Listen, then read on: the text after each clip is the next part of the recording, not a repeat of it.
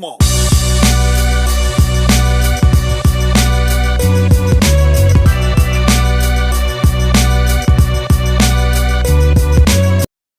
Hey friends, happy Friday. Let's talk it into existence. If you started out with a hard week like I did, and you're listening to this today, we did it. We did it. We got through it. We made it. We are alive. We have survived. And that is all you could ask for, literally. If you believe in a higher power, the universe, the balance, soul, anything, if you believe in nothing like me, and you just want to live your life and enjoy your reality now, and you want to go to sleep at night and sleep comfortably like me, you did it. You did it. Tough start out of the week for me. I took a couple days off. I'm back like cook crack, baby. Shout out to Mr. Cartagena, Joey Crack. That's a Brooklyn reference. Not Brooklyn reference, a New York. Is he from the Bronx? The Boogie Down Bronx? So I think I'm going to dedicate Fridays, if I don't have no juicy gossip or nothing I really need to have a car rant for, to do like a weekly wrap up before I do my Saturday lives. So just do like a weekly wrap up and mental health check-in and a wind down, because the start of the week for me is Saturday, not Sunday. It's Saturdays because I start my live. Hubby goes to work. I prep on Sundays for the rest of the week. Friday is kind of the wind down. So yeah, don't forget to email me or send me a private message on Bookface and send me a mailing address for free merch. So tomorrow is Boundaries, which is a good segue to really contemplate and self-reflect what happened to me this week and the boundaries that I am going to implement. As I said before, I'm not allowed to talk about it. So I'm just going to talk about me. I'm not going to talk about the cause of the new boundary, but I'm just going to talk about how I'm going to implement it and what I'm going to do, and the best to my ability, and not backtrack, because I have to protect me. You know, you are the only person responsible for you. Is you. I want to talk about body image.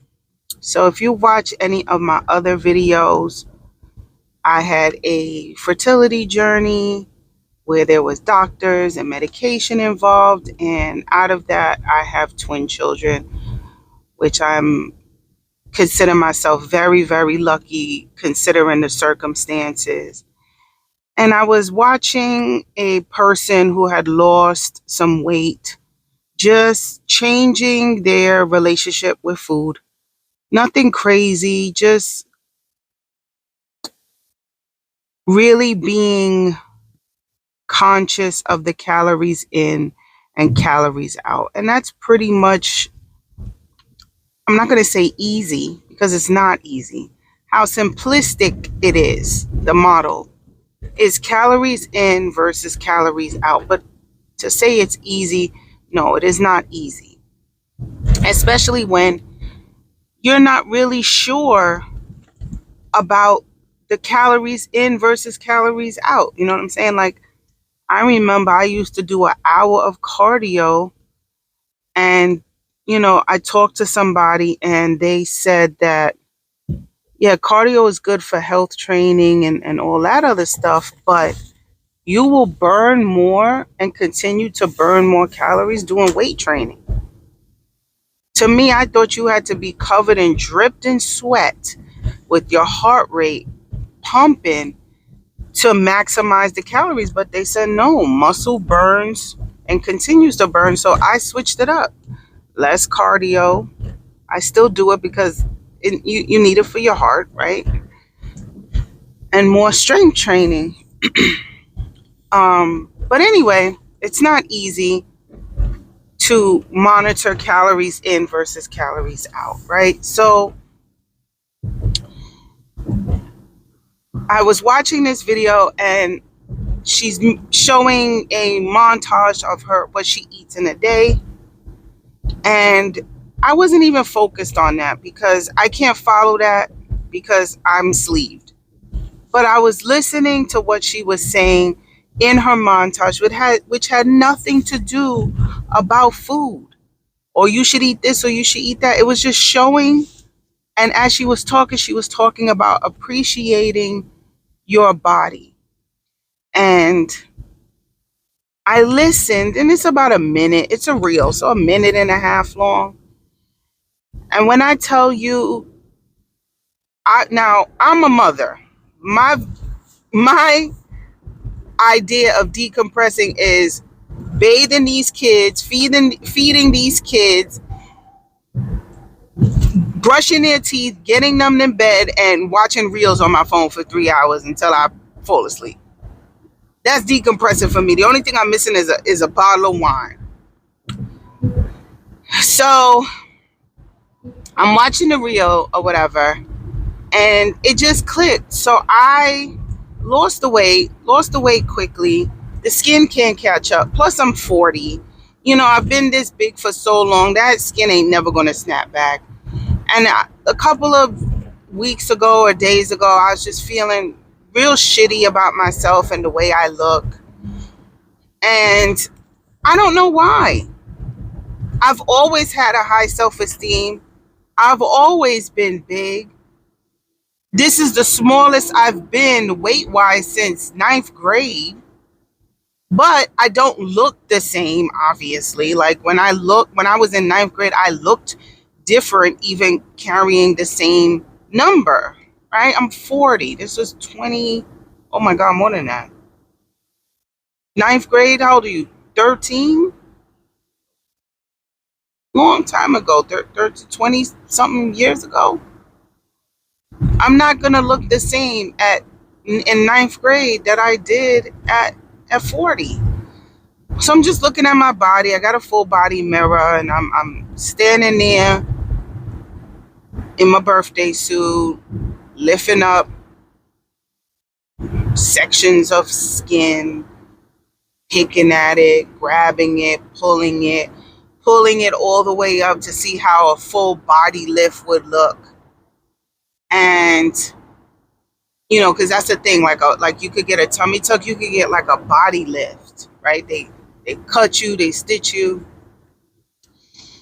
and I'm lifting up the sections, because when I don't know if it's known, but when you have the loose skin, you have to take care of it so you don't get like moisture sores and stuff like that. So you got to make sure it's clean properly. Got to make sure it's dried. I'm not at the point where I got to slather baby powder on it, but there are times, just to make sure that it's dry.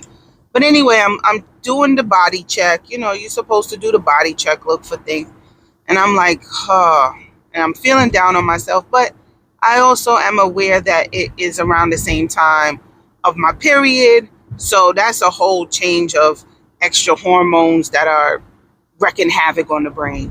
So I'm listening to this thing, and I just immediately snapped out of it. Like, this body that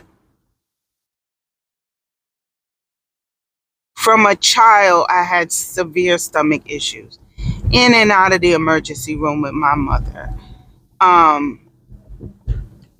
Then my tonsils, forever getting a fever and stuff, tonsils removed, curved spine, scoliosis, a new procedure done in the US, scoliosis surgery, because before they would do it, you couldn't even walk and you were left like disabled. So, they had this new way of doing the surgery. I'm one of the first people in the country to get it done. I get it done. I survive. I'm a success story. I'm walking. I could live a fairly normal life. I have a little hip displacement, but it's really not that noticeable. I go on to have a productive, full, athletic childhood. And I go to college, finish high school. I go to college. I find a partner. I get married. We're having some issues conceiving. We're fortunate enough to buy our first property. We're having some trouble conceiving. We conceive first time IUI twins, one of each gender. Healthy, born early, a little hiccup with my son, no long-term damage, nothing that some therapy can't fix, and some Pediasure and some strength training. And they're pretty much happy, healthy, thriving, extremely intelligent. And I had a vaginal delivery, no C-section, was able to get an epidural, even with all of the hardware on my spine, pretty much uneventful pregnancy, no preeclampsia, no high blood pressure. And I'm thinking about all of this, able to purchase a physical home during a recession, during the pandemic, purchasing a home, getting a car I wanted, purchasing 2 cars. One of them is a toy. This Mach-E is pretty much a toy for me. I needed a new car because I had a Hyundai Accent and the kids' legs was getting too long. I could have got another like family car. I go and I get a toy, right? Because I'm into cars. This is my 20th car I've owned, I believe. Like, I'm into cars. I was in a car club. Me and my friends, we were into cars, right? So I'm able to get the things I want and have the life I live. And I'm sitting here shitting on the body that got me all of this. And I'm saying, why, you ungrateful bitch? This is what I said as I'm listening to this video. And mind you, I played it over and over and over and over again. And I said, how dare you? How dare you? This body got you this. You are here, March 1st, 2024, in this body, with this brain, with this face, with these arms, with these legs, with these size 11 double wide flat feet. This body gave this to you. This body created, housed, grew, nurtured, protected 2 people at the same time. And this body worked with these 2 children so that you didn't have to get a C-section. Now, it's not a flex, but it is not common to have vaginal delivery with twins, not in the same sac, because it's easier when they're in the same sac. Advanced maternal age, morbidly obese. It's rare. And I'm shitting on the body because I don't like the way it looks aesthetically. And I realized this had to have been hormones, because I've always rooted for the underdog. And let me give you an explanation. I know nothing about horse racing. I know nothing about the ponies. I know nothing about it. But when my friends and I used to go to the track in Monmouth, New Jersey, and bet on the horses, some of them bet on the names, okay? Because they didn't know shit about them horses either. They betted on the names. You know what I did? I went to the track and saw the one that was misbehaving. Oh, the one that was misbehaving and not following the rules and was doing its own thing, that's the one I would bet on. Now, 2 things would happen, and only 2 things would happen when I bet like that. Number one, they were either so wiry that they got eliminated before the race started and I got my money back. That's a win because I didn't lose it. Or they would win. They would either get kicked out because they couldn't control them, got my money back. That's a win. Or they would win, got my money back. That's a win. When I go pick out a pastry and they say which one you want, or I go pick out a cookie and they say which one you want, I always pick the ugly, funny shaped, not perfect cookie or muffin. And to me, those tasted the best. I've always thought like that. Always. People love the muffin tops, right? Y'all love the muffin tops. I like the part at the bottom. I've always been like that. So why am I not happy? Fuck even being content. Why am I not happy with the body that's funny looking? Because she hasn't failed me yet.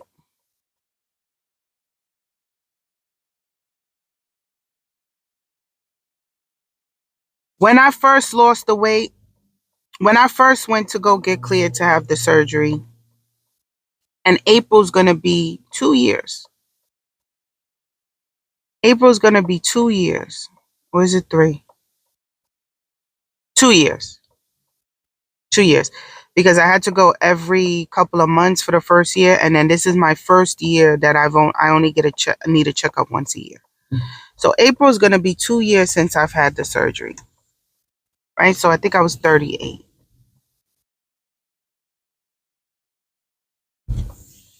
I was the picture of health, except for PCOS that they found. And before I had the surgery, my AST or ALT, that's the liver enzymes, were high because I had fatty liver because I was fat, right? And it was reminiscent of somebody who drinks a lot, but I'm not an alcoholic. So I had fatty liver disease from being fat.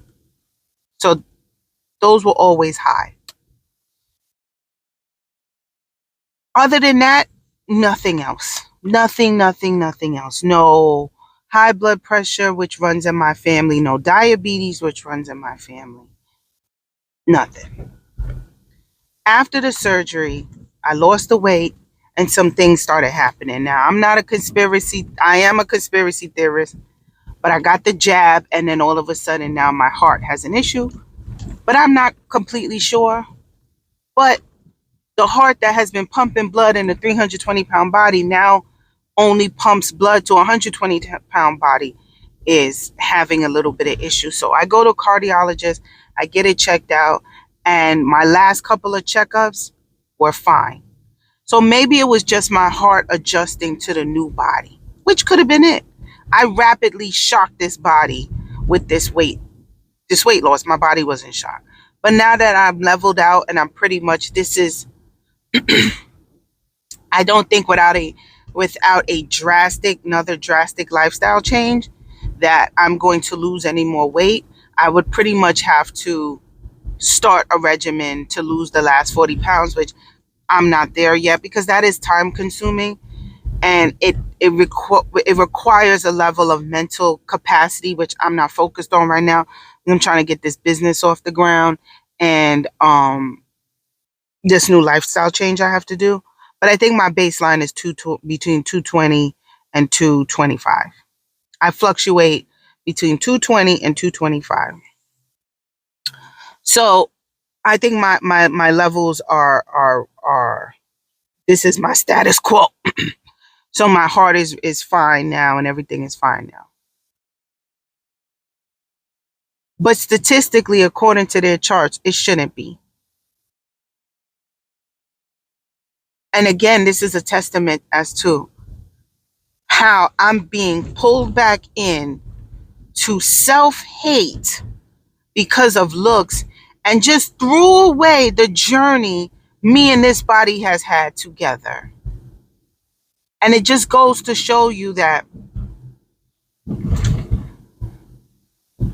there are some forces at play to keep us that way, because my phone has seen me shopping for smaller size clothes. When you buy clothes like at Walmart, you put in the size and it gives you recommendations on that size. And my size before used to be a 3X, 4X. Now I put 1X. The 1X clothes are too big. So now I'm extra large. I'm not a large yet. I'm extra large.